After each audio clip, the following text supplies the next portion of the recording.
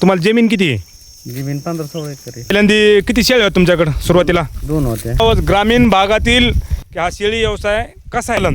कमी खर्चात एकदम सोपा आणि साधा पर्याय जर असेल तर शेळी पालन. तर चला आपण असे जे आमचे एक मित्र आहेत त्यांनी हा व्यवसाय निवडलेला आहे आणि आपण त्यांची मुलाखत.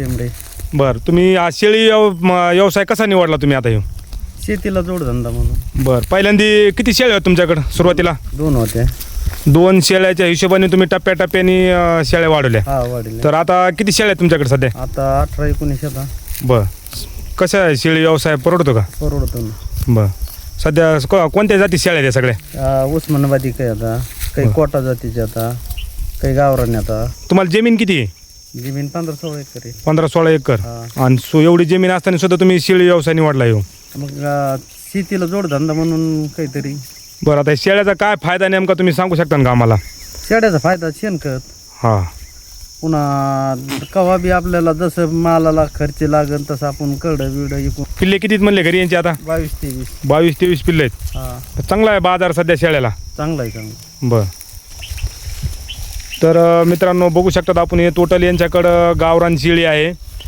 आणि ही कोणती जातीची म्हणले? कोटा जाती. कोटा जातीची सुद्धा यांच्याकडं शेळ्या आहेत मित्रांनो.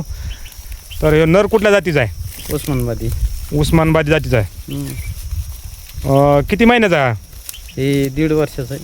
1.5 वर्षाचा. देतात समजा शेळी पालनाकडे कशा पद्धतीने वळायला पाहिजे? एक कटी शेळ्या घ्यायला पाहिजे का टप्प्याटप्प्याने शेळी घ्या? टप्प्याने घरचे तयार करायला पाहिजे. बरं, कारण त्यांची एकजूट राहते. हां हां. एक कटीच बाजारातून विकत आणून शेळ्या समजा घ्यायला नाही पाहिजे. नाही पाहिजे. एक एक करून टप्प्याटप्प्याने शेळी व्यवसाय चालतंय. धन्यवाद. धन्यवाद. बघू शकतात आपण आता सध्या उन्हाळा दिवस आहे आणि उन्हाळ्यात आता जास्त होतापर्यंत हिरवा चारा मिळत नाही शेळ्यांना. आता हे गवत पूर्ण वाळून गेलेलं आहे. लोक तर असा गैरसमज आहे की शेळ्याला हिरवा चारा पाहिजे, पण असं काही नाही मित्रांनो. या वाळल्या चाऱ्यात सुद्धा शेळ्या बघा किती खावड जाती समजा. आणि बघू शकतात कशा पद्धतीने एकदम शांत जागेवर चरालात. तर यांना खायला काय टाकता तुम्ही समजा यांना? तुरीचं भूस, गव्हाचं भूस. बरं, चाराला कधी सोडता? सकाळी 6 ते 10 वारी.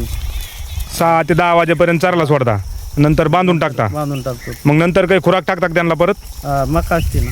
मका असते. हा. बरं, आणि नंतर परत किती सोडता परत चाराला? 4 वाजता. 4 वाजता परत चाराला सोडता तुम्ही? बरं. तर मित्रांनो हा नर आहे. किती महिन्याचा आहे म्हणले हा नर? 1.5 वर्षाचा. 1.5 वर्षाचा. कोणत्या जातीचा आहे म्हणले? उस्मानाबादी. उस्मानाबादी.